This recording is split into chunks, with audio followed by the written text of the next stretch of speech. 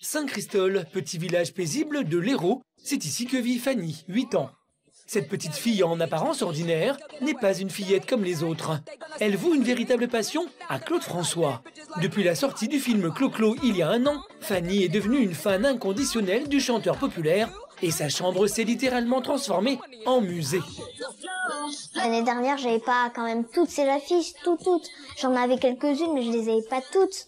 C'est quand d'un coup l'été, ça m'a réveillée.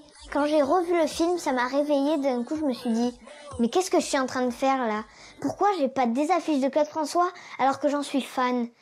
J'ai dit, je suis plus que fan. D'un coup, je me suis réveillée et j'ai fait, allez hop, on fait tout, allez. D'un coup, ma mère, elle a fait, allez, on va clotiser ta chambre. D'un coup, j'ai fait, oui, celui-là, c'est mon préféré. Celle-là, je la voulais tellement, c'est quand même magnifique. En plus, avec ses yeux tout brillants, c'est magnifique. Dans chaque photo, il a les yeux tout brillants. Celle-là, c'est ma préférée. En plus, elle me regarde. Et si Fanny est blonde aux yeux bleus, pour elle, ce n'est pas un hasard. Moi, je suis Claude François, mais en fille. Je suis blonde aux yeux bleus. Eh ben, je suis sûre que s'il avait une fille, eh ben, ce serait parce que moi, je lui ressemblerais. Mais le culte pour Claude François ne s'arrête pas là. Fanny connaît même ses chansons sur le bout des doigts, une manière supplémentaire de se rapprocher un peu plus de son idole. Ça s'en va et ça revient, ça me coupe quotidien. Ça se danse, ça revient comme une chanson populaire. Fanny a longtemps souffert d'anorexie et son amour pour Claude François lui permet d'aller un peu mieux. Déborah, une amie et présidente d'une association pour enfants malades, a suivi Fanny dans son combat contre l'anorexie, mais elle trouve que cette passion pour Claude François est excessive.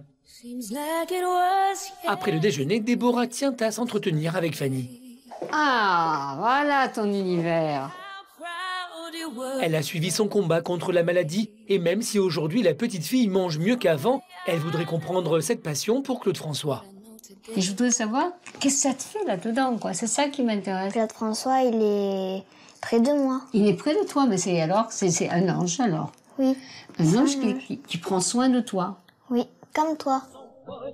Fanny est fan de Claude François, à tel point qu'elle regarde en boucle son film préféré, Clo-Clo, l'élément déclencheur de sa passion pour le chanteur.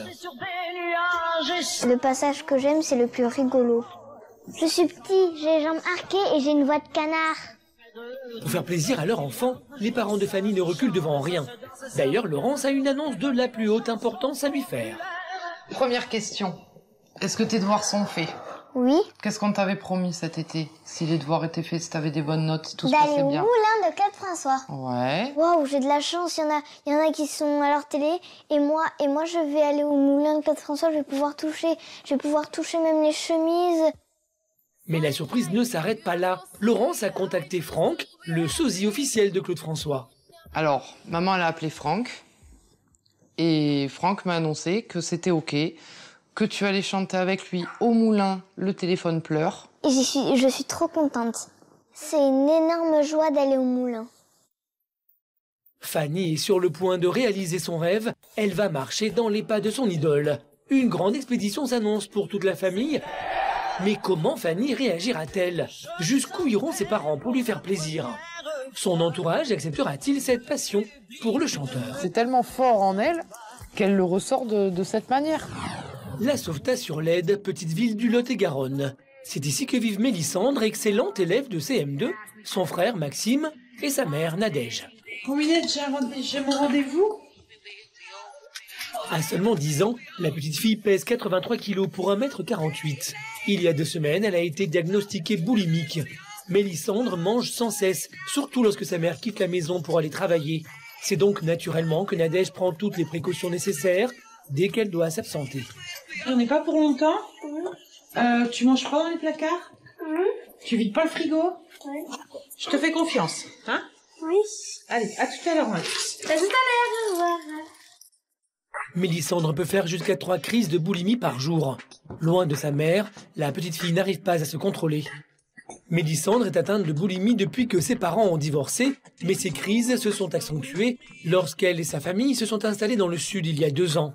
Loin de son père et de ses copines, la fillette comble le manque par la nourriture. J'ai besoin de manger parce que, je sais pas, parce que autrement, bah, ça fait bizarre et pour arrêter la faim, bah, je mange. Je me sens bien parce que j'ai plus faim. Je me sens mal parce que j'ai mal au ventre, j'ai envie de vomir. De retour chez elle, premier réflexe pour Nadège, ouvrir le placard afin de vérifier que Mélissandre n'a rien mangé en son absence. Et là, le constat est sans appel. Ah. Et c'est quoi ça? J'ai mangé du thon. C'est quoi ça? J'ai mangé des gâteaux. Tu te fous de moi? Et les chips? 1, 2. Mélissandre? Oui. C'est quoi ça? Ça, j'en ai pas mangé. C'est pas possible. Et les bonbons en plus. Non mais tu te fous de moi ou quoi? Non mais t'imagines, Mélissandre, jusqu'à aller ouvrir la boîte de thon et la manger. Mais c'est grave. Pourquoi t'as fait ça? J'ai faim. Non, t'avais pas faim. Si. Non. Plus ça, on est sorti de table il y a pas longtemps. T'avais faim. Non, moi je te crois pas, t'avais pas faim, Mimi. Je me sens totalement impuissante par rapport à ces crises de boulimie. Parce que c'est vrai que je n'ai pas encore la solution appropriée pour stopper tout ça, quoi. J'ai pas la solution, j'ai pas les mots, j'ai pas les actes. Nadège, elle-même ancienne obèse, est complètement désemparée devant le comportement addictif de sa fille. Mélissandre grossit de jour en jour. Elle pèse 83 kilos pour 1,48 m, alors que pour son âge, elle devrait peser entre 30 et 40 kilos.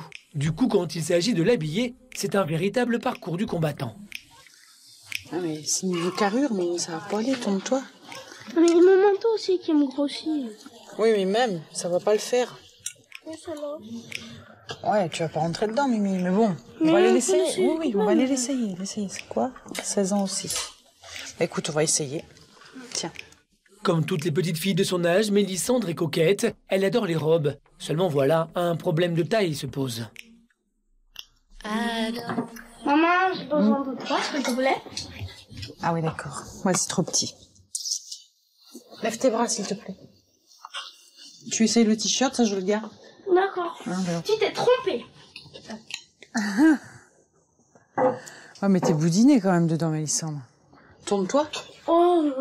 Bah non, t'es boudiné quand même. Attends, tu dois pas être à l'aise là-dedans, je suis désolée. Pour toi. Bon, le t-shirt, tu me vois très bien. Nadège aimerait vraiment que sa fille maigrisse et tous les moyens sont bons. Je vais le prendre quand même. Elle n'aura interdiction de le mettre tant qu'elle n'aura pas perdu de poids. Il est 22 h. Après un dîner équilibré, la petite fille, à peine couchée, a encore faim. Et une fois de plus, il s'agit de ne pas se faire prendre.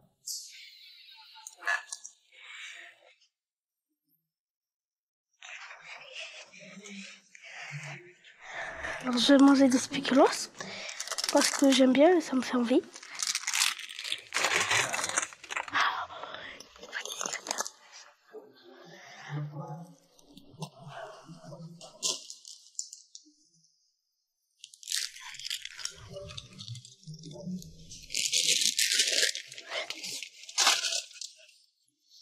Mélissandre, je sais que t'es en bas en train de manger.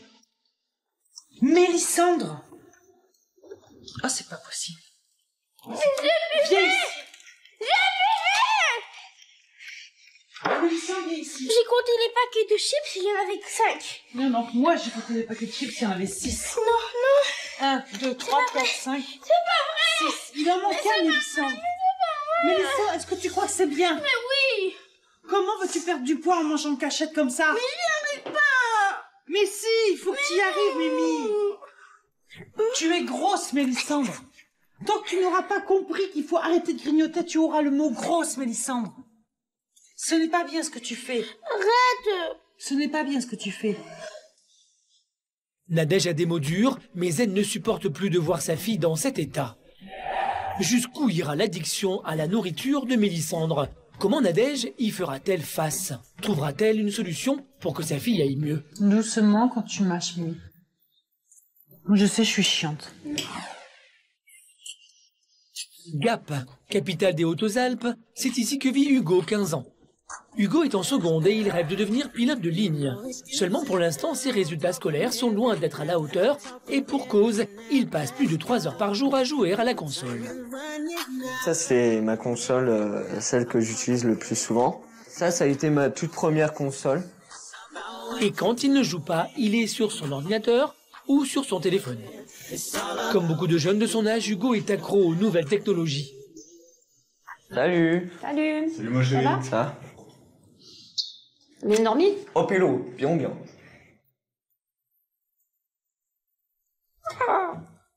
Cette dépendance aux jeux vidéo est devenue invivable pour Carole, sa maman, et avant d'aller en cours, c'est toujours le même rituel. Bon, mais attends, avant toute chose, les manettes, elles sont où? La Game Boy. Bon, et tu fais bien les maths et l'anglais, hein, rentrant. Ça. Ouais. Je suis un peu dégoûté parce qu'elle me fait pas trop confiance. Je suis quand même en seconde, donc je sais quand même qu'il faut que je fasse mes devoirs. Je vais pas me rebeller parce que ça va servir à rien, parce qu'elle veut toujours avoir le dernier mot. Donc soit ça part en cacahuète, c'est une dispute matinale, ou alors me tais. Bon, je vais être en retard. Ouais, ciao. Ciao. Maintenant, depuis la 4e, 3e, avec les copains, tout, même ils jouent en ligne, donc ça fait 2 ans au moins que je cache. Je mets tout sur clé pour qu'ils soient pas tentés de jouer dès qu'ils rentrent entre midi et 2 ou après les cours et qu'ils fassent ses devoirs. Voilà, donc je ferme la clé et je vais cacher la clé. J'ai plein de cachettes. Au début, il a essayé de trouver, mais j'ai plein de cachettes. Là, aujourd'hui, ça va être en bas, dans le pot de fleurs, là, voilà. Là, je l'ai jamais mise, là. Il la trouvera pas. Voilà. Allez, les manettes dans le sac. Et voilà, c'est bon. À peine rentré de l'école, la tentation est là. Au lieu de faire ses devoirs, Hugo n'a qu'une idée en tête, jouer à la console, mais avant il doit trouver la fameuse clé qui renferme ses nombreux trésors.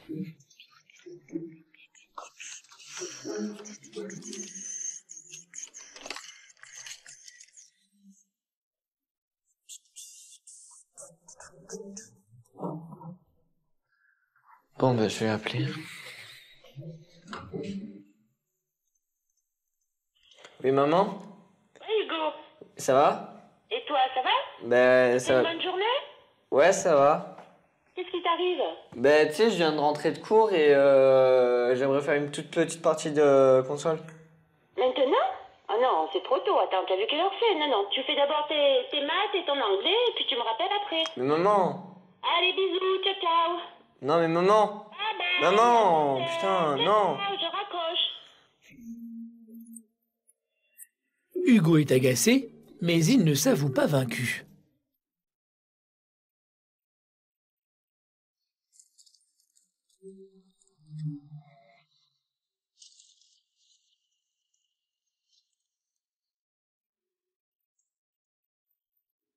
Gringo! Je l'ai, cette clé. Ouais, touf touf! Ouais, ça va bien? Les devoirs, ce sera pour plus tard. Hugo n'a qu'une seule hâte, jouer à la console avec ses copains. Et heureusement, ses parents sont encore au travail. Privé de manette, le jeune homme a plus d'un tour dans son sac. Mais ramène les manettes aussi. Ça marche, allez tous. On a acheté nos premières consoles, on a commencé à jouer tout seul et après voilà, ça vient au fur et à mesure en jouant en ligne. Quand on voit ça, c'est comme quelqu'un qui a jamais touché à la cigarette au début, ça va le dégoûter et si on commence à le faire fumer, après il va vouloir acheter ses premiers paquets, fumer et après ça devient une addiction. Ben, nous, c'est avec les jeux vidéo que ça nous a pris. Ça. Hugo joue en moyenne 3 heures par jour et ce qu'il préfère par-dessus tout, ce sont les jeux de guerre en réseau avec ses amis. Tu fais comment pour tuer les bêtes couteau? J'aime bien jouer parce que ça me détend. En fait, t'es trop accro, oui. Ben, je suis accro comme tout le monde aux jeux vidéo. Mais je dis ça, moi, Les trois copains sont absorbés dans leur partie, à tel point qu'ils ne voient pas le temps passer. Cela fait maintenant plus d'1 heure qu'ils sont devant leur écran. Putain les mecs, faut y aller, ma mère elle va arriver. Bon merci mec pour les manettes. Hein. Le jeune garçon s'empresse de tout remettre en place avant que sa mère arrive. Si elle découvre la supercherie, cela pourrait lui coûter très cher. Je suis effrayé par ma mère. Donc là il faut vite que je ferme, que je recache la clé et que je fasse mes devoirs. Parce que sinon je vais me faire tuer.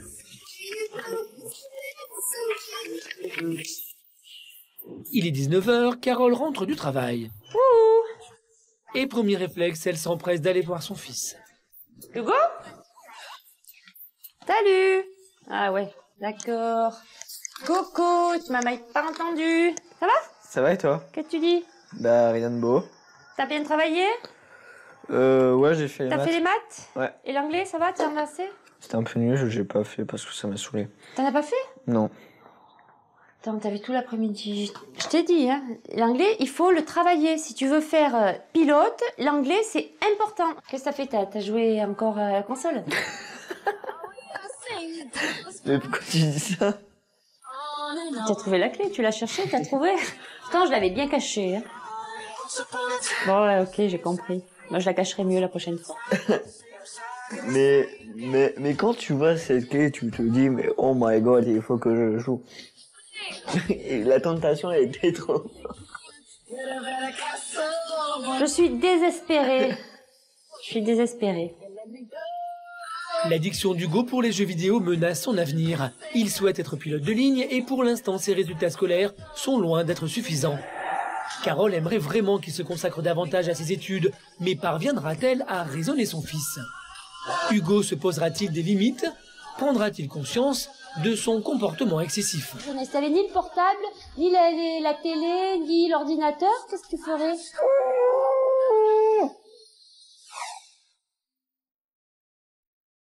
Roquevert, une petite ville située près de Marseille. C'est ici que vit Ophélie, 17 ans, apprentie coiffeuse depuis 1 an. J'ai beaucoup de racines blanches. Beaucoup. On n'oublie pas. Hein. Oh non. Ophélie adore la mode. Elle est une véritable acheteuse compulsive, surtout depuis qu'elle gagne son propre argent. Ma première paye, c'était le 5 août 2011 et j'avais eu 350 €.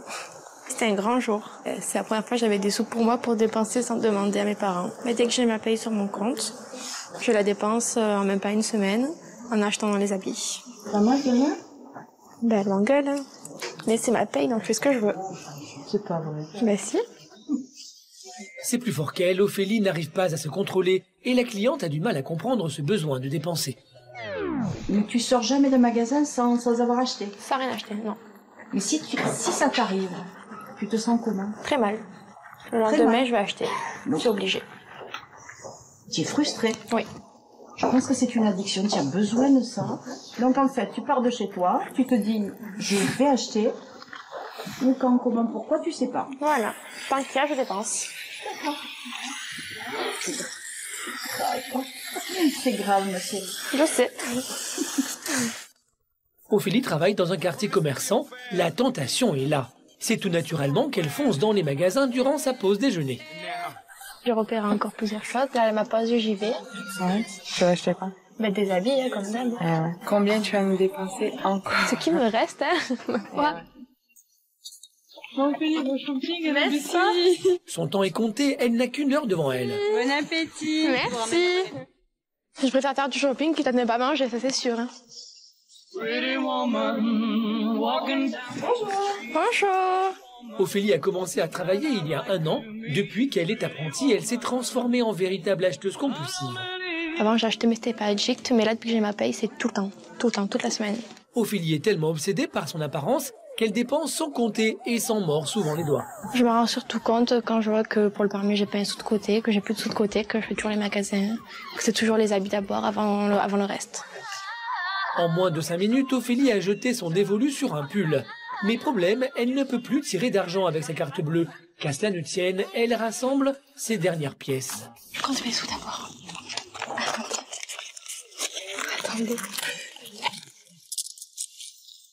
Fine light in the beautiful sea. I chose to be happy. Merci. Merci à vous. Au revoir. Maintenant que j'ai acheté, je me sens vraiment bien. Vraiment très bien. Fallait que j'achète aujourd'hui. Il est 18h, Ophélie rentre du travail. Et comme d'habitude, rien n'échappe à sa maman, Sabina. Qu'est-ce que c'est ça? Bah, tes habits. Comment ça, des habits? T'as encore acheté des habits? Fais-moi voir un peu ce que tu as acheté encore. Non, mais c'est le même que j'ai sur moi, là. Avec tout ce qu'il y a dans les armoires, que je sais plus où les mettre. Il y en a jamais assez. Allez, viens me voir un peu. Viens avec moi. Il y en a partout dans la chambre. On sait plus où les ranger. Tu en as pas assez, là, dans les armoires. Il y en a pas assez. Là, tu as tout empilé parce que tellement, tu sais même pas ce que tu as dans les sachets, je parie. Si, je sais ce que ouais, tu sais ce que c'est, hein. C'est quoi qu'il y a tout là-dedans? Des habits. Il y en a de partout. Et alors? On sait même plus où les mettre. Il y a l'étiquette. C'est normal. On a acheté, on laisse ça là. Il te plaît pas, on va en faire quoi? Eh ben, tu mettras toi. Obligé de tout mettre en bas, à la cave. C'est bon, on s'en fout. Non, on s'en fout pas. Ah, tu te rappelles pas ce que tu as? Et tous ces sacs. C'est tout neuf. Tu l'as jamais mis. Mais c'est trop laid, ma foi. Ah, ça, c'est trop laid. Ah, c'est vrai que c'est laid, ça, oui. C'était avant, c'est plus l'époque maintenant. C'est vrai que tu as rien. T'as rien, t'es une pauvre fille. T'es une pauvre malheureuse. Il faut que tu t'arrêtes parce que ça, je vais le mettre où? Je vais en faire quoi, moi, maintenant? Elle me saoule. Ouais, je te saoule, c'est ça, pars comme tu fais d'habitude. Vas-y. Rien ne va plus entre la mère et la fille, le dialogue est rompu. Sabina ne sait plus quoi faire pour raisonner Ophélie. Voilà, moi, ça m'énerve quand je vois que des gens ont rien, qu'elle dépense des sous dans des conneries qu'elle n'en a pas besoin. Je veux dire, ça me rend malade. De son côté, Ophélie ne semble pas prendre conscience de la gravité de la situation. Franchement, elle m'a gavé, ma mère, à faire tous ces reproches, là. Ça, je fais ce que je veux, c'est pas son problème, c'est mon argent que je sache. Quand je vois un truc qui est cher, peu importe le prix, je l'achète, et même si j'ai pas les sous, je retourne le lendemain, faut que j'ai les sous, et je les aurai. Les sous, je peux les avoir grâce à mon père. Mon père, je sais qu'il dira oui. Même si ma mère a dit non, je vais voir mon père et c'est oui. Si Sabina, sa maman, se met dans un tel état, c'est parce qu'Ophélie ne dépense pas seulement son argent, mais aussi celui de ses parents. Une situation devenue invivable. Mais Ophélie prendra-t-elle conscience qu'elle met toute sa famille en péril? Comment ses parents feront-ils face aux dépenses excessives de leur fille? Arriveront-ils à lui poser des limites? C'est-à-dire là, je viens de donner la carte à Ophélie, mais j'ai une boule au ventre. Retour dans l'Hérault chez Fanny, 8 ans, passionnée du célèbre chanteur Claude François. Dans quelques jours, Fanny va se rendre au moulin de Claude François et elle va même avoir la chance de chanter avec son sosie officiel. Mais avant le grand départ, Laurence, une amie des parents, et sa fille Océane sont venues rendre visite à la famille. Bonjour ma nénette. Bonjour Laurence. Comment tu vas ma chérie? Bien. Bientôt les vacances, t'es contente? Oui. Tu vas bien t'amuser? Oui. Eh ben c'est bien. Le voyage à Paris est au cœur des discussions et Fanny espère ne pas seulement se contenter du moulin. Maman, vu qu'on va aller à Paris, donc Oui. on fait le moulin et tout ça, mais on reste là-bas et on va au musée Grévin pour voir Claude François. Non, on peut pas tout faire, Fanny. On peut pas aller partout étaler Claude François dans sa vie, quoi. Ça fait beaucoup, quoi. Fanny souhaite faire partager son univers à Océane, mais son amie ne semble pas convaincue par ses goûts musicaux. Encore Claude François. Non mais Fanny, sans blague, t'en as pas marre d'écouter Claude François dans la voiture, partout? Non, j'en ai pas marre, c'est une vraie idole, quoi. Enfin oui, c'est mon ange gardien. Mais tu pourrais choisir quelqu'un d'autre, enfin quelqu'un de notre époque ou de plus connu. Enfin lui il est connu, mais comme il est mort, enfin. Il est toujours dans notre cœur, Claude François, donc. Et tu le trouves beau, là, Claude François, depuis? Oui. Ben, en fait, tu le trouves beau parce qu'il te ressemble, en fait. Non, c'est pas parce qu'il me ressemble. Claude François est toujours présent dans le cœur de Fanny. Elle a d'ailleurs prévu de se rendre sur sa tombe lors de son séjour au moulin, mais pas question d'arriver les mains vides. Alors voilà le bouquet de fleurs et sa petite tarte. J'ai écrit pour Claude François. Je te donne ce bouquet en gage de notre amitié. Je t'aime, Claude, signé Fanny. Océane a du mal à comprendre la passion de Fanny, mais peu importe, demain c'est le grand jour. Et de leur côté, ses parents s'en inquiètent. À ton avis, comment ça va se passer quand elle va arriver au moulin, Fanny? Pour elle, ça y est. Elle va chanter avec lui une chanson et elle va se dire... Elle va chercher à aller plus haut. Non. Si. Elle va chercher à aller plus haut. Je pense pas. Laurence et Alain tentent de comprendre la nouvelle passion de leur fille, mais si elle s'est sortie de l'anorexie, c'est un peu grâce au chanteur. C'est une thérapie, de toute façon, pour elle, je crois. J'ose pas le dire, mais... C'est un exutoire, moi, je dis. C'est un exutoire, une thérapie. Moi, je trouve que ça lui a permis de trouver sa place. On pourrait Claude François, la pousse, on pourrait Claude François. Voilà, elle parle avec Claude François, elle sait qu'elle n'est pas seule. Tous les éléments qu'elle traverse, elle traverse avec Claude François. Elle a besoin de cet attachement à Claude François. Demain, la famille va devoir parcourir plus de 700 km pour se rendre au moulin. Mais avant de dormir, une dernière chose reste à faire. Fanny, tu viens faire ta valise? Oui, j'arrive. We both know it's a cruel world, but I will take my chances. Oui, alors attends, maman. Il manque quelque chose dedans. Quoi? Parce que ça... Ah, ton blouson. Non, parce qu'il va faire froid. Je parle pas de ça. Regarde, maman. Quoi? Ah, oui. Ça, on prend le cadre. Oui. Donc, je vais le mettre dedans. Et mon bouquet de fleurs. Tu le prends, Fanny, comme ça, demain, tu l'oublies pas. Tu pars avec. Ok? C'est ton bouquet. Allez, go.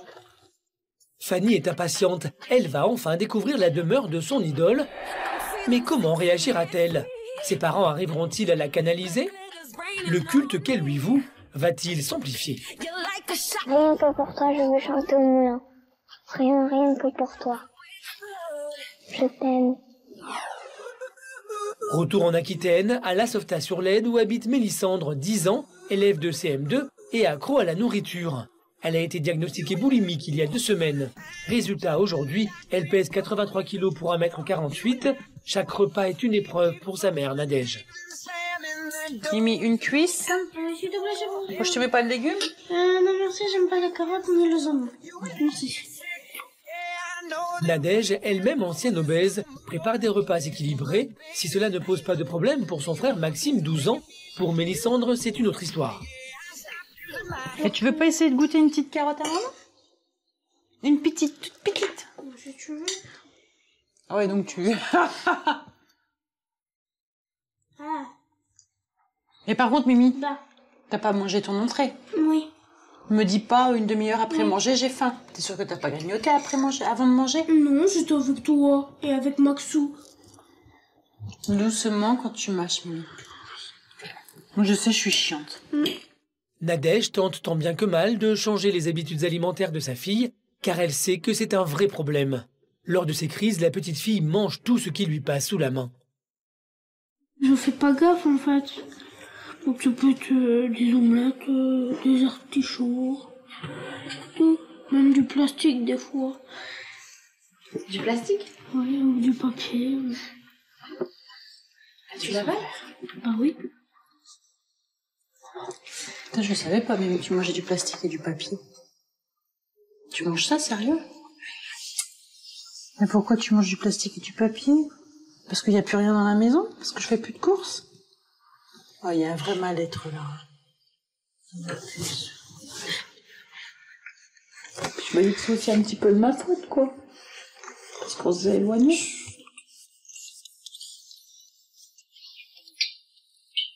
Nadège est sous le choc. C'est un coup de massue pour cette maman impuissante face à la maladie de sa fille. Dépassée, elle décide d'en parler à son amie Angélique, venue lui rendre visite avec sa fille Clara. Un truc là qu'elle m'a dit ce midi, ça je ne savais pas du tout, mais là ça m'a fait mal au cœur, quoi. Hein. C'est que elle mange du plastique et du papier quand il n'y a plus rien à manger, quoi. Tu t'es raconté ça aujourd'hui? Ce midi, ouais. Parce que tu sais, je fais les courses au jour le jour. Maintenant, j'ai pas le choix. Autrement, elle mange baissé tout. les quantités, tu me l'as dit. Là, elle mange du plastique et du papier. Parce qu'elle a rien à manger. Elle l'avale, quoi. Elle avale le plastique et le papier. Tu me parles de boulimie, mais en fait, son problème, c'est que c'est une addiction à la nourriture, quoi. Ah, mais complètement. C'est comme un... oui, c'est comme un fumeur. Voilà, ouais. S'il a pas sa dose, il est pas bien, quoi. Et esclave, quoi. Esclave mais totalement. De cette addiction, quoi. Exactement. Ça la rend malheureuse, mais elle peut pas faire autrement. Elle peut pas faire autrement. Je me dis, si elle se trouve, c'est moi qui l'ai entraînée là-dedans il y a peut-être aussi. une forme de mimétisme aussi. Voilà, ouais, tout à fait, ouais. Nadège se sent coupable. Elle pense avoir donné de mauvaises habitudes à sa fille. Il y a encore un an, elle pesait 156 kilos et elle était loin de manger de repas équilibrés. Aujourd'hui, grâce à une opération, elle a perdu 70 kilos et a littéralement changé son alimentation. C'est pareil, j'appréhende énormément son entrée au collège, quoi, par rapport à son obésité, à la moquerie des enfants, et j'ai peur aussi que par rapport à ça, tu sais, elle se braque et qu'elle flanche carrément au niveau des études, quoi. Je peux plus la laisser comme ça, il faut que je la confie à des professionnels. Qu'elle se fasse aider, accompagner, qu'elle puisse exprimer tout ça. Exactement. Et peut-être qu'en exprimant, elle prendra conscience du dysfonctionnement qu'il y a dans son comportement. La situation est grave et Nadège sait qu'elle n'y arrivera pas seule. En attendant, elle fait face à la maladie de sa fille avec ses propres moyens. Mimi ? Mélissandre, tu viens ? On va finir le dessin ? Depuis le diagnostic, il y a 15 jours, Nadège a instauré un planning d'activités pour empêcher Mélissandre de tourner en rond. Aujourd'hui, c'est atelier dessin. Je participe avec elle parce que je vais pas les activités, c'est pas non plus la laisser toute seule, lui donner des crayons, lui dire vas-y tu te débrouilles, quoi, parce qu'autrement je vois pas l'intérêt de l'aider pour son combat, quoi. Quand je suis avec maman, je pose moins à manger parce qu'on fait des activités, on s'amuse. Enfin, moi j'aime bien être avec maman et comme ça j'oublie et puis après on passe la journée et sans grignoter, sans manger, sans rien faire. Comme là, j'ai toujours pas faim. Auprès de sa mère, Mélissandre semble avoir oublié la nourriture, mais Nadège ne sera pas toujours là. Elle a donc prévu d'emmener sa fille voir un psychologue. Prend-elle la bonne décision? De quelle manière Mélissandre réagira-t-elle? Cette rencontre modifiera-t-elle le comportement alimentaire de Mélissandre? T'as les yeux pleins de larmes, mais pleure pas, allez. Ça va aller. Allez, viens. Je sais que c'est dur. Retour dans la ville de Gap, principale agglomération des Alpes du Sud, chez Hugo, adolescent de 15 ans, accro aux nouvelles technologies. Nous sommes vendredi soir et c'est un jour exceptionnel pour toute la famille. La grande sœur d'Hugo, Camille, 20 ans, est étudiante à Marseille et elle ne rentre qu'une fois par mois à la maison. Y'a Camille, Lily! Attends, je finis ma partie. Oh, Destin, tu pourrais venir dire, lui faire une bise. Attends, j'atterris là. Ah, Doudou, ça fait 3 semaines que je suis pas venue, tu pourrais descendre, non? Mais j'étais en train d'atterrir. Bon, bah, je monte, hein. Hugo joue à un simulateur de vol en temps réel et il est hors de question de mettre sur pause. Comme d'habitude, Camille n'a donc pas vraiment le choix. Quoi? Salut. Ça va? Ça va et toi? Ça va. Attends 2 secondes, je termine. Tu peux pas mettre sur pause là pour me faire bisous? En fait là non parce que je suis tellement près du sol qu'il faut vite. Mais t'inquiète, j'atterris et. Ah attends, ça fait 3 semaines qu'on s'est pas vu, tu préfères jouer à ton truc plutôt que me dire bonjour? Mais 2 secondes, j'atterris là. Et après je te fais ton gros bisou. Ah, mais dis-le si je te gêne. Déjà c'est une question de politesse de dire bonjour et en plus ça fait 3 semaines. Voilà, j'aimerais bien passer avant tes jeux, que tu m'accordes un peu plus d'importance quand tu joues et voilà quoi. Donc bon, si ça compte pas à tes yeux, je redescends en bas vers maman, tu viendras me dire bonjour quand t'en auras envie, d'accord? Mais ça va, Camille. Hugo continuera à jouer jusqu'au soir. Et quand 2 heures plus tard, son grand-père Michel vient rendre visite à la famille, Ça va? Il ne tente même pas de dire bonjour à son petit-fils. Hugo, il doit être en train de décoller ou d'atterrir, là, sûrement.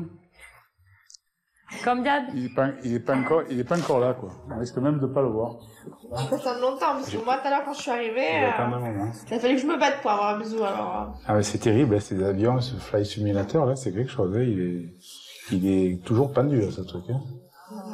Et puis là, que c'est les vacances, encore plus, hein, encore plus. Et il faut quand même le Driver, pas le laisser faire. faut le canaliser, quand même. Canaliser, voilà, c'est ça. S'il veut faire pilote, il faut qu'il fasse maths sup. Donc là, à maths sup, ils sont tous bons, Après, bien meilleurs que lui. Dans le Donc préparatoire, il va y avoir que des cadors, hein. que des cadors. Mais il ne se rend pas compte de ça. Il est très, très appliqué, mais il manque un peu de maturité. Mais bon, il a que 15 ans et ça viendra, quoi, hein. Hugo voue une véritable passion à l'aviation depuis ses 8 ans. Il rêve de devenir pilote de ligne. Depuis quelques mois, il passe son brevet de pilotage et aujourd'hui, il a 1 heure de leçon de prévu. Mais avant, rien de tel qu'un dernier vol sur son simulateur pour s'entraîner. Bonjour monsieur, libéré par Toulouse Approche et on s'établit sur les LS30 de gauche pour l'atterrissage sur vos installations. La France 634, vous confirmez dans l'ancienne de Platon, vous confirmez sur les LS30 de gauche parce que là, vous appliquez sur les LS30 de droite.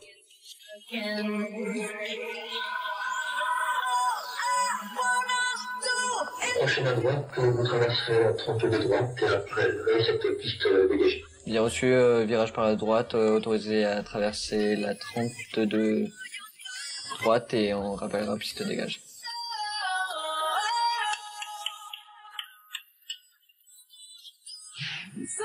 Il est 15h, c'est enfin l'heure de voler pour de vrai. Et Hugo lâche ses gadgets sans aucun problème. Salut Manu, ça va? T'as la forme? Ça va et toi? On attaque le débrief? Ça marche. Allez, feu à volonté. Atterrir dans la nuit avec toutes les lumières éclairées, c'est... Tu te prends une claque dans la gueule tellement que c'est beau. Et après, c'est voilà, c'est une drogue. Tu deviens accro à l'aviation, c'est pas explicable. C'est toute ma vie. Pas une minute à perdre, il est temps pour Hugo de quitter la terre ferme. Pompe électrique sur on, volet, position de décollage, derrière fermé, verrouillé. Il y a un peu de Fox Zulu Papa, je décolle piste 21. C'est bon. Voilà, là on y est après. Allez, du pied encore, sans rotation.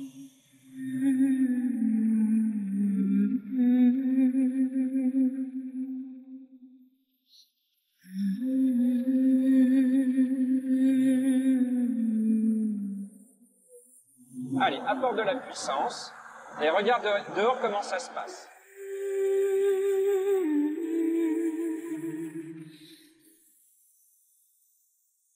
Alors là, je suis un petit peu sur le plan, je rattrape le plan. Je cabre et je me réaligne. Là, je suis de nouveau sur le plan, la vitesse est un peu élevée, mais on va la résorber. D'accord? Regarde. Hop, le point d'aboutissement. Et je le laisse décélérer. Tu vois, j'étais un petit peu sur le... Allez, on va débriefer tout ça. T'as encore souvent un pilotage qui est instrumental. Et je t'interdis maintenant d'aller sur ton simulateur. Jusqu'à nouvel ordre, ok? Parce que tu me pilotes des aiguilles. Et chaque fois que tu me pilotes des aiguilles, ton pilotage, il s'échappe. Le couperet est tombé, Hugo va devoir prendre une décision. Mais arrivera-t-il à écouter son instructeur? Ses parents parviendront-ils à lui poser des limites? Hugo saura-t-il s'occuper autrement? Pendant une journée, tu ne vas plus toucher ni au téléphone portable, ni aux consoles, ni à Internet, ni à la télé. Retour à Roquevert, petite commune dans les Bouches-du-Rhône. Chez Ophélie, une adolescente de 17 ans complètement accro au shopping. Ophélie est fille unique, gâtée par ses parents. C'est la fin du mois, Ophélie n'a plus d'argent. Il faut qu'elle recharge sa carte de transport. Un bon prétexte pour demander la carte bleue de ses parents. Tu vois, aujourd'hui. Tu me donnes la carte? Pourquoi faire? Ils vont changer ma carte de bus. Déjà? Bah oui. La carte de bus? Bah oui. Tu vas où après? Bah je rentre. T'es sûr? Ouais. Oui, non, mais parce que tu sais comme ça se passe. Je te donne la carte de bus et puis après on va faire les magasins. Oui, allez, tu me souviens. Que la carte de bus, sinon je te la donne pas. Promets. Oui. Sabina la lui donne, mais elle n'est pas dupe. Et que ce qu'on a dit, Ophélie. Oui, demain. Quoi demain? Non, non, mais je veux le ticket de la carte bleue. Ouais, c'est que j'ai envie. Tu fais pas comme tu fais d'habitude. Oui, c'est que j'ai envie. Tu me les ramènes. Ouais. Oui, oui. Je veux dire, là, je viens de donner la carte à Ophélie, mais j'ai une boule au ventre. C'est que automatiquement, elle va acheter quelque chose. J'aurai la surprise quand je recevrai le relevé de compte. C'est le jackpot. Ophélie n'en fait qu'à sa tête. Elle a délibérément menti à sa mère et n'éprouve aucun scrupule. Vraiment, je m'en fous de ce qu'elle m'a dit, des limites qu'elle m'a données, je ferai comme je veux moi et peu importe après. La carte bleue de ses parents en poche, Ophélie contacte immédiatement son petit ami Guillaume pour lui annoncer la nouvelle. Maman, je viens d'avoir la carte. On va faire les magasins. On se rejoint dans la centre commerciale à Aubagne. Bon, allez, j'arrive. Après avoir rechargé sa carte de transport, Ophélie s'empresse de rejoindre sa meilleure amie Kimberly et Guillaume, son petit copain, pour une nouvelle session shopping, comme elle les aime. On va faire les magasins? Vas-y. L'adolescente a déjà repéré une paire de bottes. Elle s'engouffre rapidement dans le centre commercial qu'elle connaît par cœur. Bonjour. Je peux voir les bottes noires, s'il vous plaît, en caoutchouc? Les vernis? Oui, mais avec les dessins comme ça. C'est bon? J'ai presque les mêmes, Ophélie. Eh ben, je m'en fous, elles sont basses, elles. Mais c'est pareil, en haut ou en bas, c'est non, la même elles sont chose, basses. Ophélie. Elles sont noires pareil, de la même couleur. Il y a tout pareil. Ben, je m'en fous, c'est pas la même marque. Mais ça sert à rien. Mais j'aime mieux. C'est débile, Ophélie. Mais je fais ce que je veux. Kimberley et Guillaume n'ont pas leur mot à dire. Ils regardent impuissants Ophélie céder à une nouvelle pulsion. Excuse-moi. Bah, elles sont belles, mes bottes, je trouve. Tu les prends alors? Bah ouais. En l'espace de 10 minutes, Ophélie vient de dépenser 100 € avec la carte bleue de sa mère. Mais ce n'est pas suffisant pour la jeune fille, qui ne compte pas s'arrêter là. Bonjour. Bonjour. Moi, je veux ça. Ophélie est généreuse, elle relook même son petit ami Guillaume, qui ne le voit pas d'un bon œil. Moi, j'aimerais bien qu'elle change. Elle est trop dépensière, en fait. C'est impossible pour plus tard.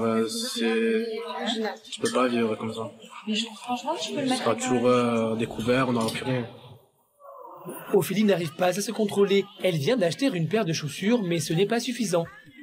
Tu n'as pas marre d'acheter des chaussures, Ophélie? Tu viens d'en acheter? Ah ben, je m'en fous, j'en rachète. Mais c'est débile, achète autre chose, prends le pull ou quoi? Non. Ben, c'est combien, ça, là? Je sais pas. Pourquoi tu sais pas? Je sais pas, ça coûte combien? 225. 225. Ouais, tu comptes. Oula. Bah ouais. Tu abuses. Ophélie, tu as pas assez de sous, non, pour les acheter, les bottes? J'en fous, j'ai appelé mon père. Tu vas te dire oui? Bah ouais. Vas-y. Quand il s'agit de sommes importantes, Ophélie a des scrupules et tient à demander à ses parents. Elle sait que son père est plus laxiste que sa mère, mais pas de chance, c'est Sabina qui décroche. Tu dis qu'il me rappelle, je cherche pas à comprendre, c'est tout, Dieu qui me rappelle, ciao. Gavée, elle.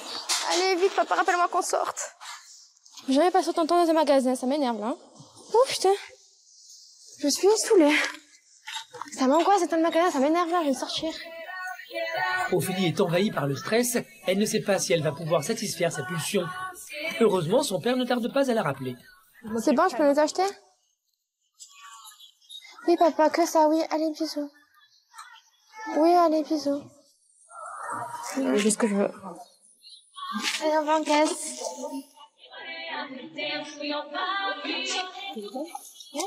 Merci beaucoup. Au revoir. En moins de 30 minutes, Ophélie a dépensé plus de 500 €, alors qu'elle ne devait s'acheter que son titre de transport. En rentrant chez elle comme à son habitude, Ophélie fait profil bas. Il n'est pas question que sa mère voie ses paquets. C'est bon, t'as rien acheté d'autre, Oui, Ophélie? maman. Ça fait que ta carte de bus. Non, parce que tu es vite rentrée, là. Comme d'habitude, t'as vite été dans ta chambre. Oui. Tu avais des paquets encore. Mais non, là, là. Tu as rechargé que ta carte de bus. Oui. Tu as rien fait d'autre. Oui. Je le saurai. Eh ben, tu le sauras. Quand je recevrai les relevés de compte. Oui. C'est sûr et certain. Oui. Je te fais confiance, on verra bien. Confiance, oui. Sabina n'est pas dupe, elle redoute de découvrir son relevé bancaire. Je sais très bien qu'elle a dû s'acheter quelque chose. Ça, je la connais. Les parents d'Ophélie sont démunis face au comportement irresponsable de leur fille. Mais Ophélie prendra-t-elle conscience qu'elle dépasse les bornes? Comment réagiront-ils lorsqu'ils réaliseront qu'elle a dépensé autant d'argent? Réussiront-ils à lui faire entendre raison? De comme Ophélie, je me suicide. Ça, c'est sérieux. C'est impossible, c'est ingérable. Comment le séjour à Paris se passera-t-il pour Fanny? La fan de Claude François sera-t-elle au point pour ses répétitions? Comment la jeune fille réagira-t-elle en face de la tombe de Claude François? Je te l'avais promis que je reviendrai. Comment le rendez-vous se passera-t-il entre Mélissandre et la psychologue? La jeune fille changera-t-elle ses habitudes alimentaires? Comment Mélissandre réagira-t-elle au rayon des sucreries? À Saint-Christol, près de Nîmes, c'est un grand jour pour Fanny, 8 ans, totalement accro à Claude François. Il est 8 h du matin et toute la famille est en effervescence. Ils vont prendre la route pour se rendre au moulin de Danemois, l'ancienne demeure de la star. Un moment que Fanny attend avec impatience, mais au moment de partir, elle est sur le point d'oublier le plus important. J'ai tout mis. Attends, il manque quelque chose à mon avis. Parce qu'on va voir au final Claude François. La reconnaîtrez, elle a fait Tu vois Fanny? Belinda, elle a le bon blond. Après 6 longues heures de route et de Claude François en boucle dans la voiture, la famille est enfin arrivée à l'hôtel. Et la tente comme je fais souvent. Mais j'entends crier Vincent. On est enfin arrivé à Paris. Fanny ne tient plus en place, mais malheureusement, elle doit attendre encore un peu. C'est ce soir qu'on va voir Claude François. Non, c'est pas ce soir, c'est demain, on te l'a dit déjà. Mais ça devrait être ce soir. Non, demain. Non, ça devrait être ce soir. On va voir l'unique et le seul Claude François.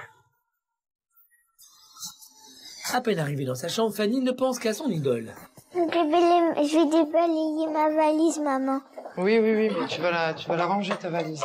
Tu déballes tes affaires. Je te laisse faire? Oui.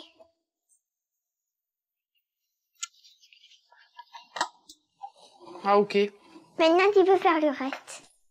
D'autant plus que demain est un jour très important. Elle va chanter avec le sosie officiel de Claude François, la célèbre chanson « Le téléphone pleure ».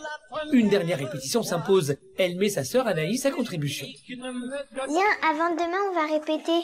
Oui. Tu viens le poisson? Non. Alors, tu me passes les paroles? C'est les trucs en bleu que toi tu fais? Oui.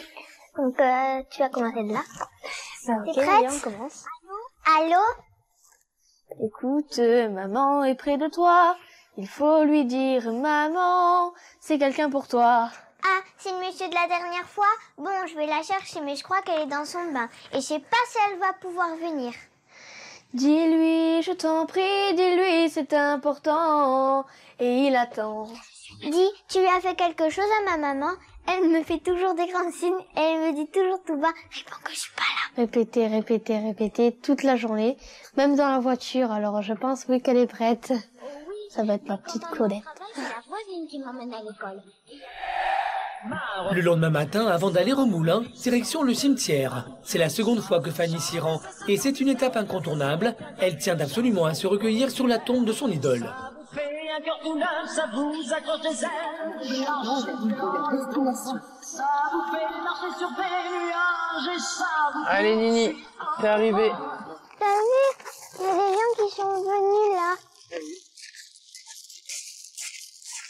Oui, là.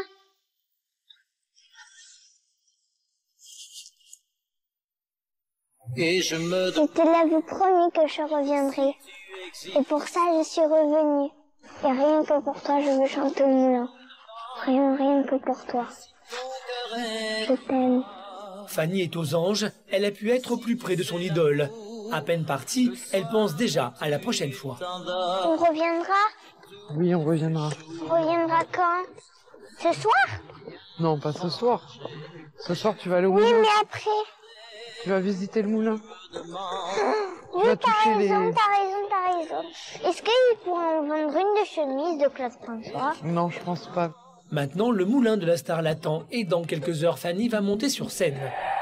Mais sera-t-elle à la hauteur de son idole? Arrivera-t-elle à contenir son émotion? Comment ressortira-t-elle de ce moment unique? Je suis un peu stressée parce que c'est la première fois que je monte sur scène, oui, c'est vrai. De retour à La Sauvetat-sur-l'Aide, une petite ville située près d'Agen. Chez Mélissandre, 10 ans, la petite fille est boulimique depuis 2 ans et fait de nombreuses crises. Aujourd'hui, Nadège a décidé de prendre sa fille en main et de l'emmener consulter un psychologue. Bonjour. On y va? Donc, tu as quel âge, Mélissandre? 10 ans. 10 ans, et tu pèses combien? Il est difficile pour Mélissandre de parler de son poids. C'est un sujet tabou. En revanche, elle accepte de monter sur la balance.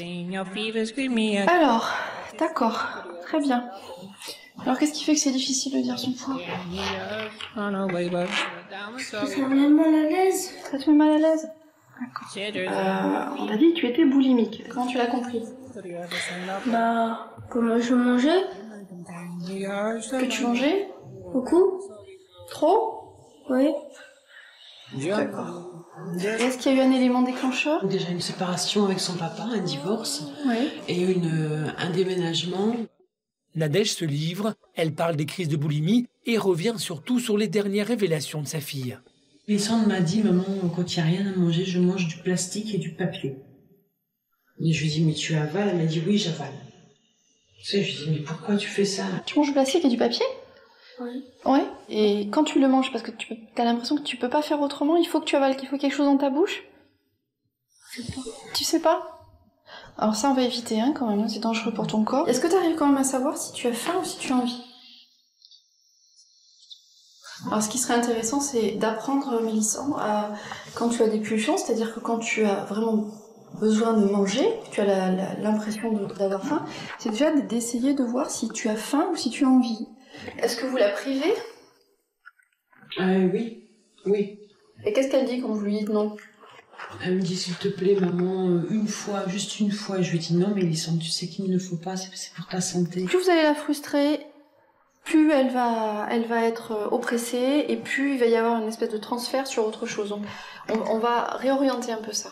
Il faut que tu essayes pendant une situation, quand tu as très envie par exemple d'une poche de chips ou autre, je sais pas, de te dire non et de voir là ce qui se passe. Alors s'il faut, tu le fais avec maman, si tu te sens plus sécurisé, tu essaies de voir ce qui se passe en toi. Il faut qu'elle se rende compte de ce qu'elle avale. Pour l'instant, on n'est pas là. Hein? Pas là du tout. La clé, elle est là. Nadège vient de prendre conscience que la restriction n'était pas la bonne attitude à adopter avec sa fille. Elle sait que le combat contre la boulimie s'annonce difficile, mais grâce au conseil de la psychologue, elle est confiante. Là, c'est une professionnelle qui m'a parlé, donc qui voit des enfants comme ça tous les jours et qui aide les gens à s'en sortir. Et je sais que grâce à elle, on va y arriver, quoi. Je pense que la psychologue va m'aider à guérir, oui. Je pense. J'en suis sûre. Pleine de bonnes résolutions, direction le supermarché pour prendre dès maintenant de bonnes habitudes alimentaires. Nadège fait tout pour que Mélissandre acquiert les bons réflexes. On prend la moutarde, pourquoi? Parce que je peux pas, pour les sauces, parce que je peux pas manger ni du ketchup, ni de la mayo. Ça me fait très très plaisir de la voir réagir comme ça, parce que c'est...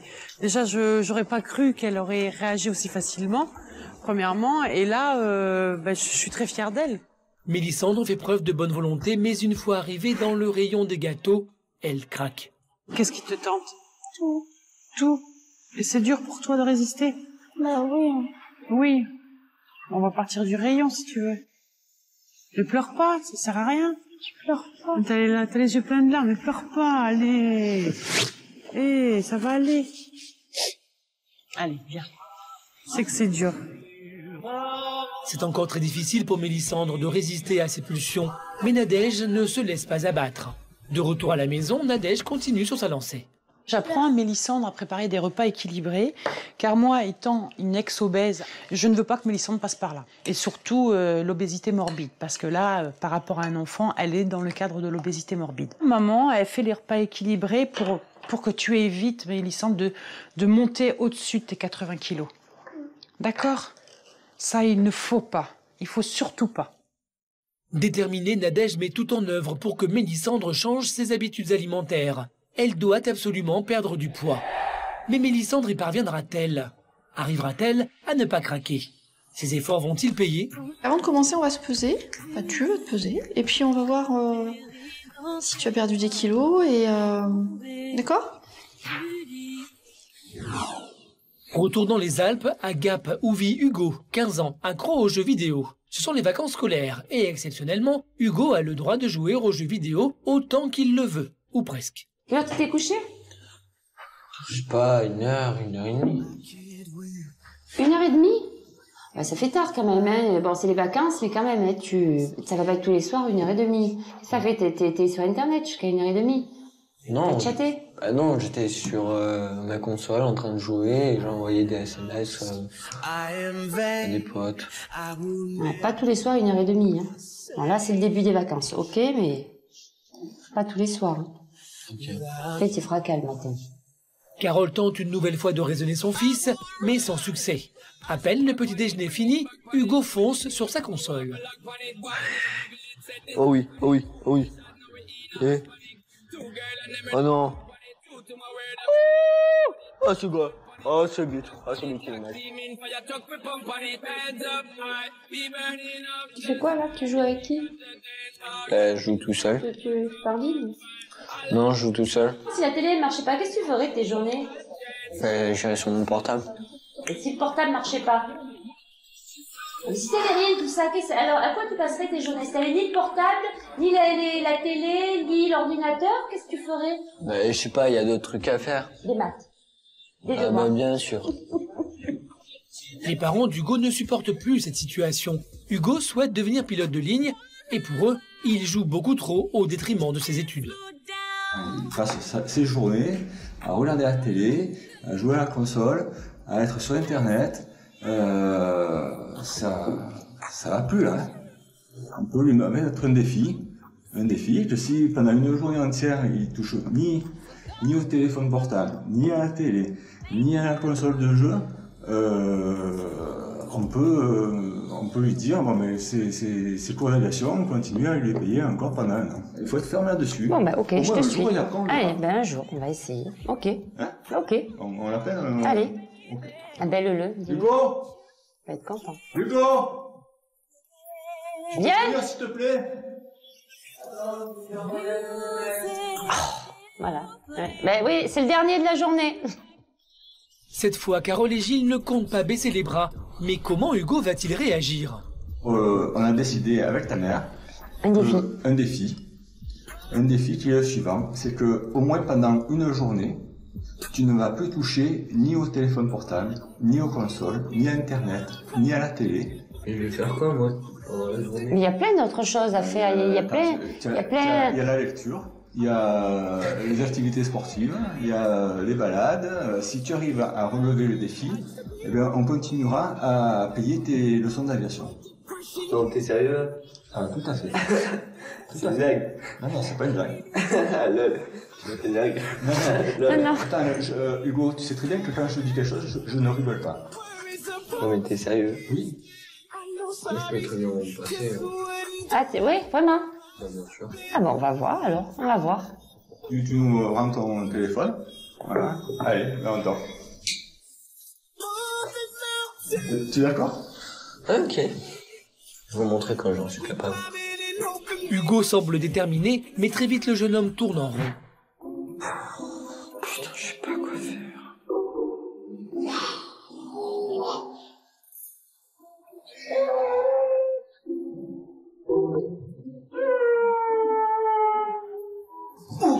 La cage de ouf.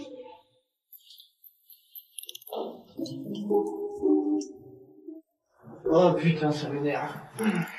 Hugo a renoncé à ses consoles, à son ordinateur et à son téléphone portable, afin de relever le défi que ses parents lui ont imposé. Mais parviendra-t-il à tenir une journée entière? Trouvera-t-il des solutions pour lutter contre l'ennui? Ses parents seront-ils fiers de lui? Qu'est-ce que ça fait alors toute la journée hier?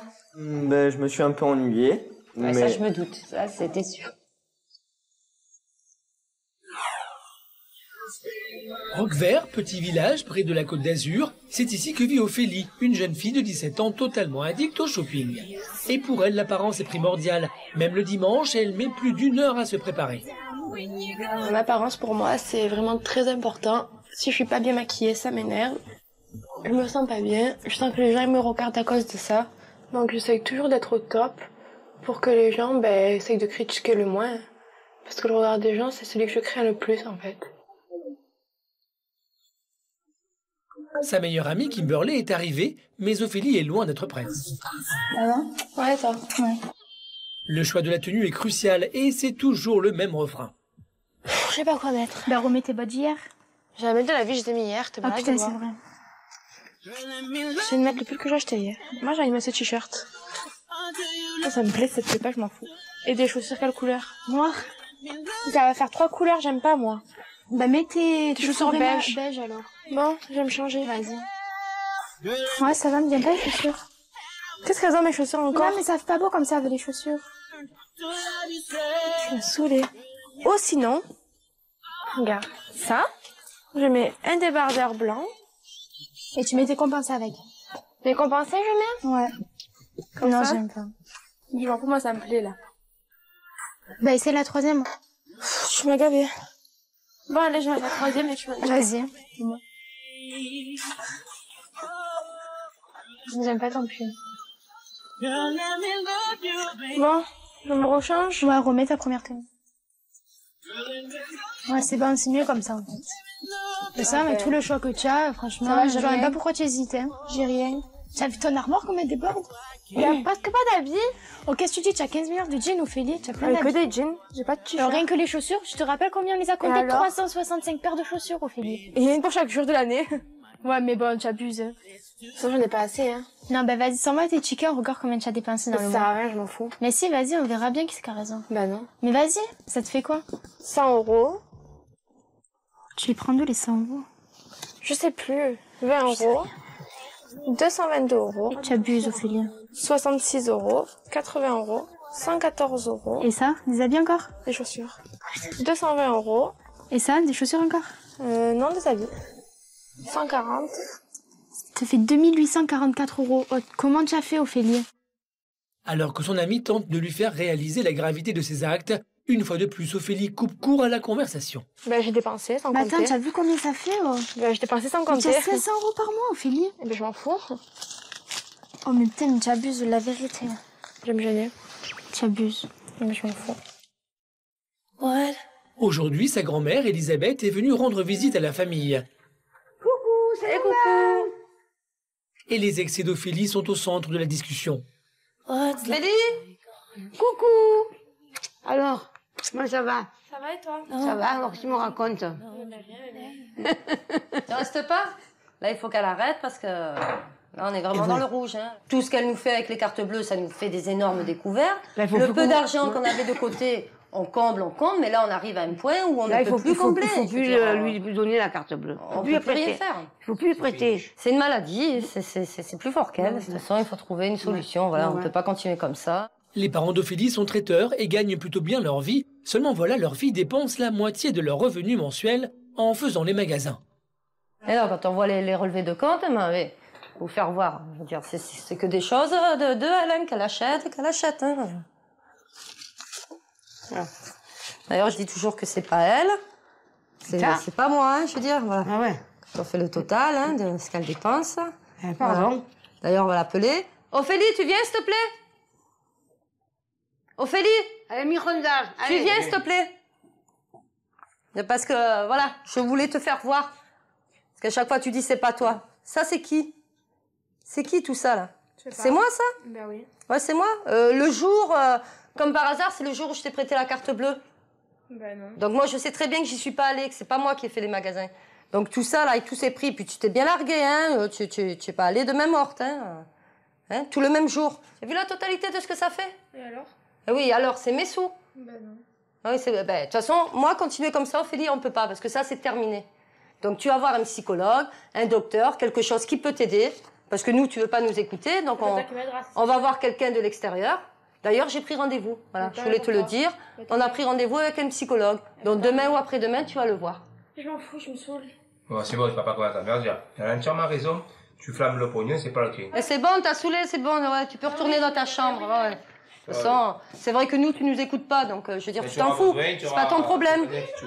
Les parents d'Ophélie ont décidé de prendre les choses en main. Afin qu'elle soigne son addiction, Ophélie n'a pas le choix, elle va devoir rencontrer un psychologue. Ce rendez-vous sera-t-il suffisant? La famille retrouvera-t-elle une vie normale?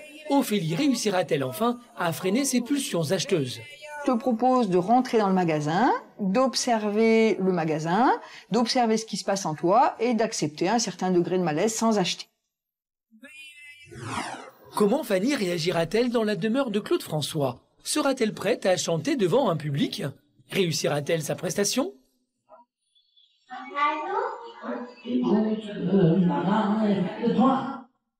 Mélissandre perdra-t-elle du poids? Arrivera-t-elle à tenir? Que lui réserve sa mère? Merci maman. De rien ma chérie, ça fait plaisir. Retour dans l'Essonne, près de Paris, où Fanny, 8 ans, s'apprête à rentrer dans le célèbre moulin de Danemois, l'ancienne demeure de son idole Claude François. Plus que quelques mètres et la petite fille va réaliser son rêve. Il faut que j'aille voir la maison de Claude François. Ça va être extraordinaire. Juste regarde, c'est magnifique d'être dans la maison de Claude. La visite commence, Fanny n'en rate pas une miette. Dès qu'il s'agit de parler de son chanteur préféré, elle est incollable. Eh bien, Claude, il a craché ce qu'il avait sur le cœur et dans les tripes, et ça a donné, messieurs, dames. Comme d'habitude. Est-ce que vous avez connu Claude François? Connu, côtoyé, non, mais j'ai eu la chance de le voir sur scène. Et ça, je peux te certifier qu'on n'oublie pas. Mais j'ai le privilège de pouvoir y poser ma main sur sa tête. Et je peux vous dire que ça, on n'oubliera jamais. La visite continue et Fanny n'en croit pas ses yeux. Elle est enfin dans la chambre de Claude. Un moment si magique qu'elle en reste bouche bée.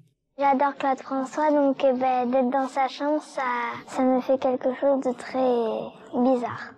Parce que normalement, je suis chez moi et là, je suis dans sa chambre. Et cerise sur le gâteau, la visite se termine par le musée.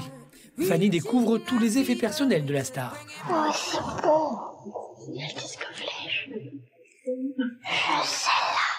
Celle-là, les produits sont livrés. Alors le costume qui est là en bout, tu le connais? Là, il fait doré à la télévision. Là, elle fait beige. C'est pour la chanson Dors petit homme. Ça fait comment Dors petit homme? Tu la connais? Alors vas-y, chante-la. Dors petit homme, plus tard tu seras le plus grand ami de Robin des Bois. Une heure plus tard, le spectacle commence. Franck, le sosie de Claude François, fait le show entouré de ses Claudettes.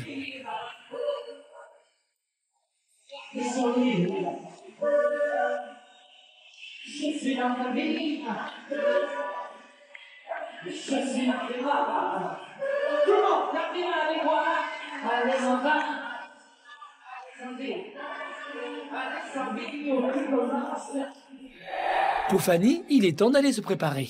Dans quelques instants, elle va monter sur scène pour lui donner la réplique sur la célèbre chanson Le téléphone pleure.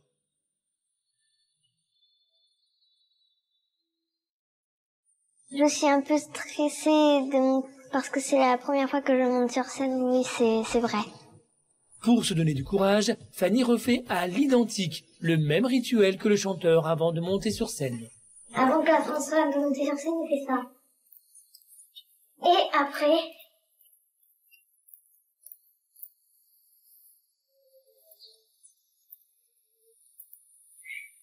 Voilà, maintenant je suis prête. Allez, c'est l'heure maintenant. Allez, là, c'est parti, allez, j'ai le téléphone qui pleure pour nous. Allez. Je crois que c'est toi qui me dis allô au départ. Allô? Écoute, maman, écoute-toi. Faut lui dire, maman, c'est bien pour toi. C'est vu que la dernière fois, bon, je vais la chercher, mais je crois qu'elle est dans son bain. Et je sais pas si elle va pouvoir venir. Oh, lui, je t'en prie, dis-lui c'est important, mais il attend. Tu as fait quelque chose à ta maman? Elle me dit Le téléphone pleure pour la dernière fois, car je serai demain au fond de la table. Oublie mais retiens là. Mais ça va. Allons, insiste. Si elle est partie, alors tant pis. Encore pour nous. Merci. Fanny est heureuse. Elle ne s'est même pas trompée dans les paroles et a vécu une expérience unique. Alors, Nini? Alors, alors, t'es contente?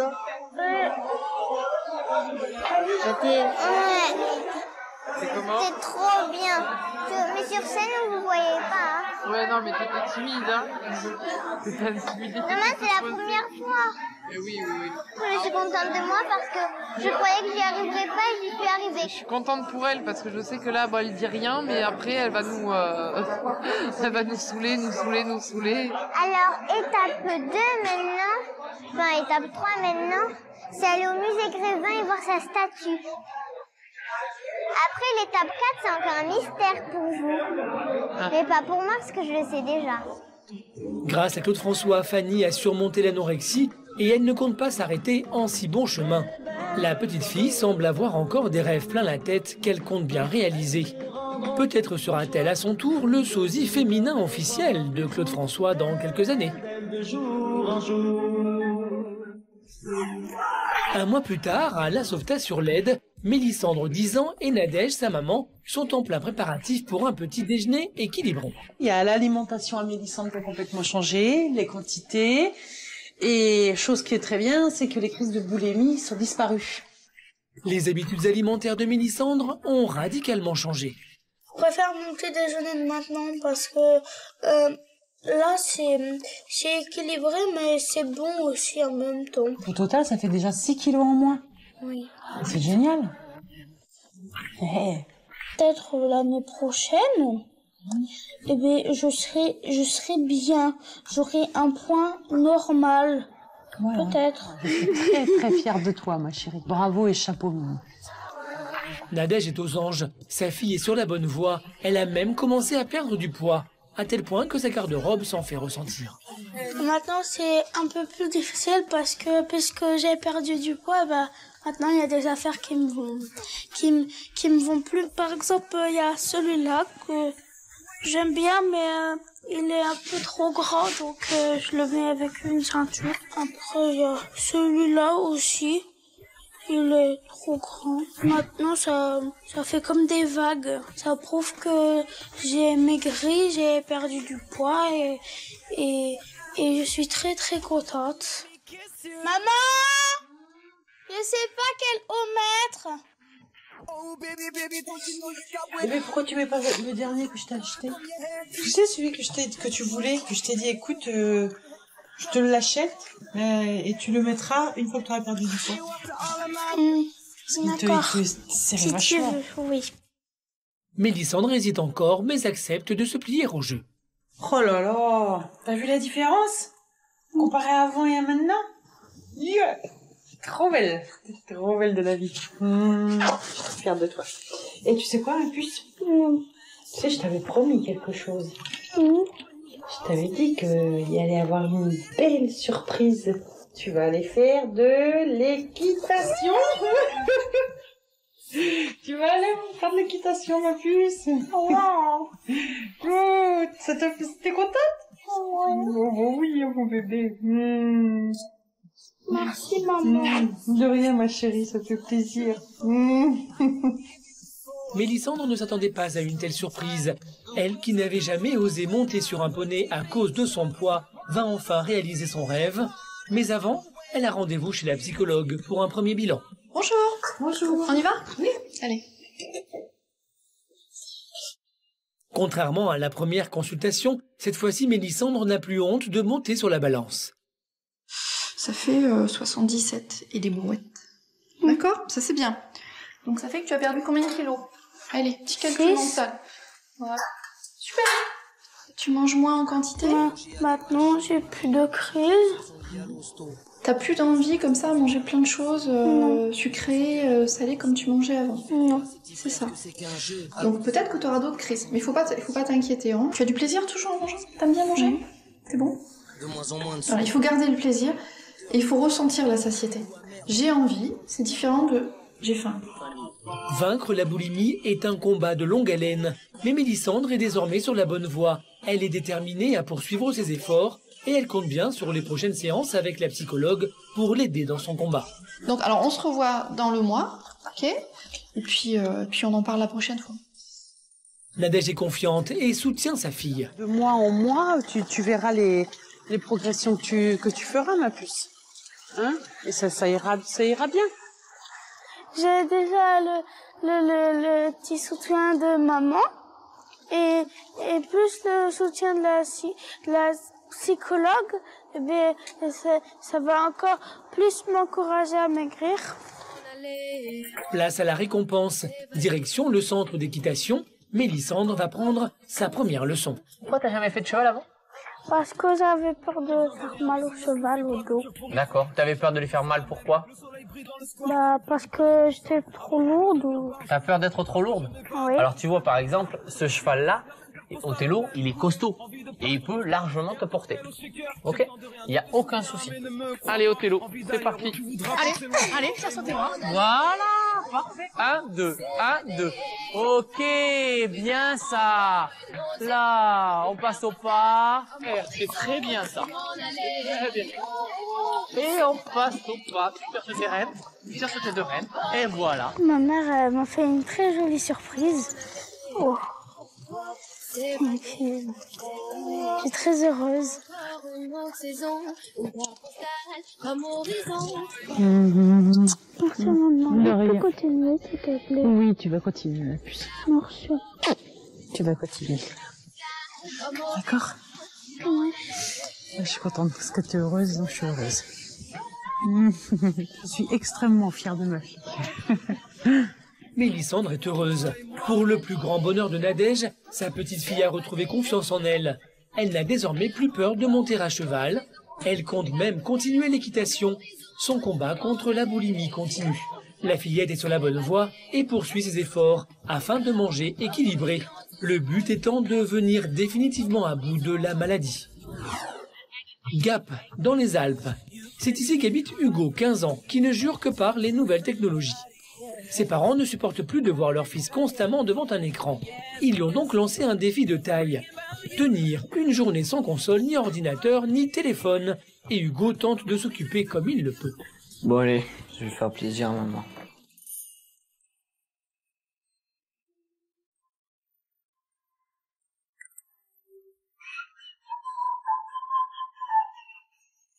Alertée par le bruit, sa sœur vient aux nouvelles. Mais, Hugo, tu fais quoi? Du beatbox flûte. Tu sais que tu joues très faux? Je t'entends depuis en bas. Oui, mais excuse-moi, j'ai été privé de tout et je sais pas quoi faire d'autre. Toi qui aimes bien séduire les filles, je vais t'apprendre un truc qui marche à tous les coups. Tu les fais danser, notamment la salsa. Tu peux être sûr que... Non mais je suis un peu la danser la salsa. Bah vas-y, montre-moi. Allez. Pour la vida es un carnaval. Allez.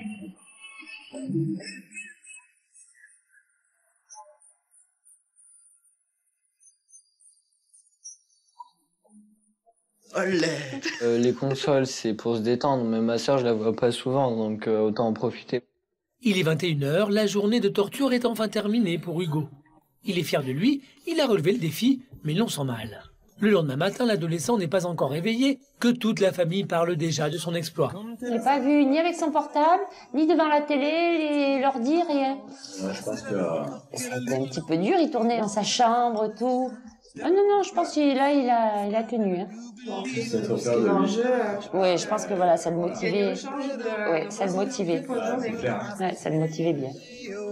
Salut. Coucou, Salut, ça va? Qu'est-ce que tu dis? Ça va? Ça. Alors, en pélo, bien ou bien?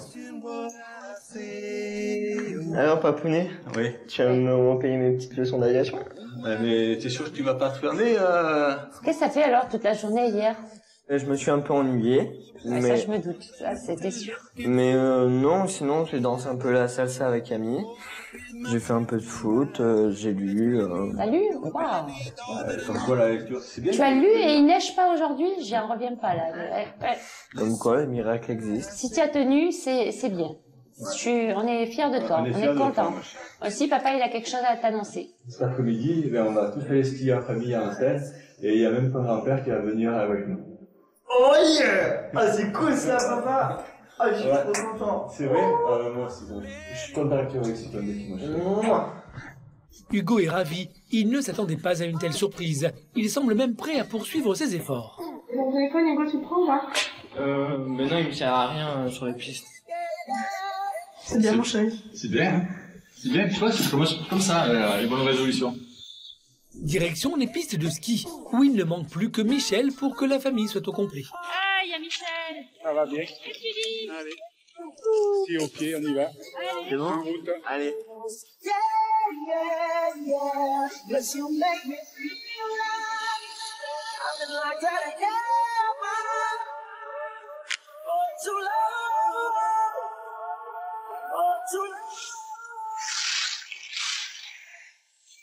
Hop. Hop là. Est-ce qu'on n'a pas raison quand on te dit de moins jouer? Ouais, c'est sûr, vous avez raison de dire que, en plus là, on est bien, il fait beau, il fait pas trop froid. Qu'est-ce que ça t'apporte quand tu as joué 2 heures sur la console, alors que là, 2 heures au grand air, tout, tu arrives, c'est à bonne fatigue. Voilà, il faut partager. Voilà. C'est ouais, c'est sûr. Oh, maintenant, je pense que tu as compris la leçon, donc que pour ton avenir, ça te servira, hein? Ouais, c'est sûr. Bah... C'est bien, mon chéri, je suis fière de toi. C'est bien. Hugo semble avoir pris conscience qu'il pouvait s'occuper autrement que devant un écran. Carole et Gilles sont rassurés. Désormais, leur fils va pouvoir se consacrer pleinement à ses études pour réaliser son rêve, devenir pilote de ligne. Retour à Roquevert, petite commune près de Marseille où habite Ophélie, 17 ans, véritable acheteuse compulsive depuis 1 an. Ce matin, Ophélie a rendez-vous avec une psychologue. Un rendez-vous imposé par ses parents qui ne supportent plus les pulsions de leur fille. Bonjour. Voilà, je t'en prie. Ophélie, tu es ici pour quel style de problème? Alors je suis ici car j'ai une addiction au shopping. Chaque magasin que je rentre, j'achète toujours. J'ai toujours besoin des nouveaux trucs qui sortent. D'accord. C'est que ça te paraît très très important d'être bien Le regard habillée. des gens. D'accord. J'aime pas que les gens disent ah, s'habille n'importe comment. Imaginons qu'aujourd'hui, je m'amuse à penser au fond de moi. Oh, c'est pas terrible ce qu'elle a et tout ça. Qu'est-ce que tu ressentirais? Je me sentirais mal au fond. Oui. Parce que, je sais pas, j'aime pas qu'on pense ça de moi. Que j'ai plus de goût, quelqu'un qui a pas de goût, je sais pas, on resterait plus avec. Le pire du pire, ce serait peut-être de devenir isolé. Ouais, isolé surtout. Maintenant, est-ce que tu peux me dire depuis combien de temps tu as commencé de sentir que tu achetais de façon anormale? Depuis que j'ai commencé à travailler, oui. Que j'ai reçu ma première paye. Oui. Et puis c'est là que j'ai vraiment dépensé sans compter. Je prends toute ma paye de 750 €. D'accord. Et puis après, je demande encore de l'argent à mes parents. J'ai pas de limite, en fait. Est-ce que tu te rappelles à quel moment de ta vie tu as compris que t'étais peut-être pas tout à fait mademoiselle tout le monde, mais que t'étais quelqu'un qui avait un goût pour ça? À un moment, quand j'étais dans un magasin, puis une dame m'a dit que j'étais vraiment bien habillée. Oui. Et c'est là qu'elle m'a vraiment complimenté, que ça m'a vraiment fait plaisir. Si on n'est pas très bien, et tout d'un coup, on devient très très heureuse parce qu'on nous fait un compliment qui nous paraît un peu extraordinaire, le cerveau passe d'un moment négatif à un moment très positif en très peu de temps. Et ça, notre cerveau archaïque, il va le garder en mémoire. Et après, il va avoir très très envie de retrouver ça. Ce qui est important maintenant, c'est que tu me dises en gros le but qui te paraîtrait acceptable pour toi. Ce serait que je mette 400 € de côté tous les mois et que je dépense 150 €. D'accord. Et actuellement, tu as une idée d'en moyenne combien tu dépenses par mois? Tu m'as dit que tu gagnais 550 €. Connaissant les problèmes des addictions, il me semble que tu te mets un objectif très très courageux. Maintenant que la psychologue connaît bien Ophélie, elle va la mettre à l'épreuve et tient absolument à ce que l'adolescente réfrène ses pulsions. Ophélie, je pense qu'il faut qu'on organise un exercice maintenant. Est-ce que tu te sens prête à ça? Oui. D'accord. Je te propose de rentrer dans le magasin, d'observer le magasin, d'observer ce qui se passe en toi et d'accepter un certain degré de malaise sans acheter. À présent, place à la pratique. Ophélie retrouve Kimberley afin de se confronter au magasin. Alors, avec la psy, tu vas me donner un exercice d'aller dans les magasins sans acheter. Tu vas tenir? Ben, je sais pas, on verra, j'ai pas encore fait. Bah, on y va. Vas-y. Ophélie appréhende, elle craint de ne pas être à la hauteur. Bonjour. Bonjour.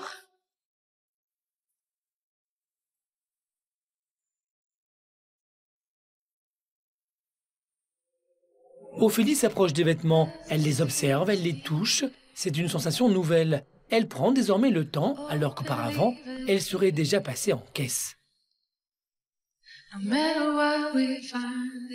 Et là, comment tu sens? Est-ce que tu as envie d'acheter? Non, j'ai pas envie d'acheter là. Donc les conseils de la psy, ça a marché?